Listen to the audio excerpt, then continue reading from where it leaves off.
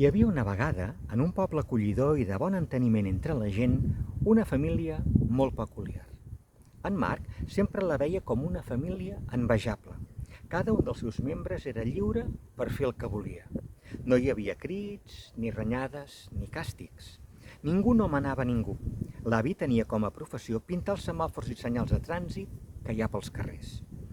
Els semàfors, a part de tenir els tres colors habituals, verd, groc i vermell, tenien el color catxumbo per avisar que una persona gran havia de creuar el carrer i, per tant, detenir-se tot seguit. La senyora Toia, la mare de la família, s'encarregava de la biblioteca, una mena de museu on es guarden coses dobles, iguals, idèntiques, parelles, simètriques, repetides, com ara ulleres, pantalons, trèvols de 4 fulles, un maig i un juliol per tenir el mateix nombre de dies, pàgines i fotografies repetides. El pare era tapador de forats. Allí on hi havia un forat, ell el tapava. Fins i tot tapava traus, forats de vestits i forats negres.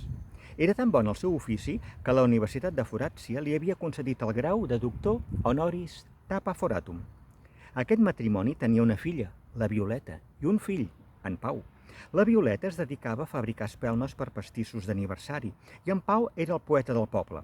La gent l'anava a escoltar quan se sentien tristos o tenien problemes. Era com un terapeuta de les emocions. Cada un dels membres de la família tenia un ritme de vida propi, però entre tots es repartien les tasques domèstiques. Hi havia qui era el rei de l'escombra i també hi havia qui era l'artista dels esmorzars. A l'hora de dinar s'explicaven les coses tot compartint el menjar i la conversa per compartir la vida. Després de dinar, cada un d'ells feia una activitat que l'enriquia en la seva vida interior.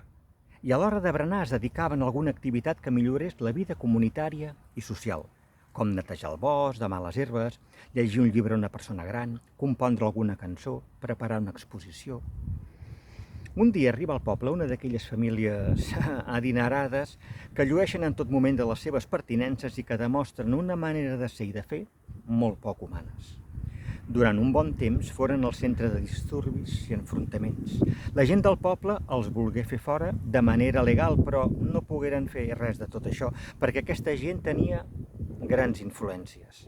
Malauradament s'adonaren que també la justícia es pot comprar i que el diner exculpa d'una pena o d'un càstig. La situació va arribar a límits extrems i el poble sencer reunir per veure què calia fer. La Violeta, molt sensible als enfrontaments i rivalitats, regalà una espelma a cada un dels habitants del poble i proposà anar a casa d'aquella família, asseure's a terra i guardar silenci. La llum de les espelmes, les mirades plenes de força interior i la força del silenci, sempre tan savi, no donaren cap altra opció a aquella família que marxar del poble.